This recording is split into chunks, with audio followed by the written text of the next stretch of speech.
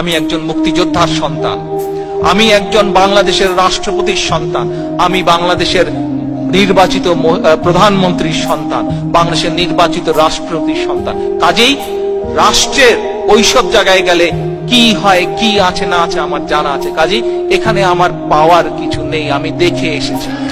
আজ আজ আজ আমি আমার বাবার রেখে যাওয়া আদর্শ পালনের চেষ্টা করছি। কতটুকু সফল হয়েছে পরবর্তীকালে জাতি সেটি বিচার করবে। আমি আমার মা দেশনেত্রী খালেদা জিয়া যেই আদর্শকে সামনে রেখে মানুষের জন্য সংগ্রাম করেছেন, মানুষের জন্য কাজ করেছেন, সেটিকে সামনে রেখে রাজনীতি করার চেষ্টা করছি। কাজেই আমি ওগুলো দেখে এসেছি। ওগুলার মধ্যে আমার কোনো নতুনত্ব বলে কিছু নেই। আমার কাছে একটি চাওয়া, যে জন্য শহীদ রাষ্ট্রপতি জিয়াউর রহমান জীবন উৎসর্গ করেছেন, জীবন দিয়েছেন,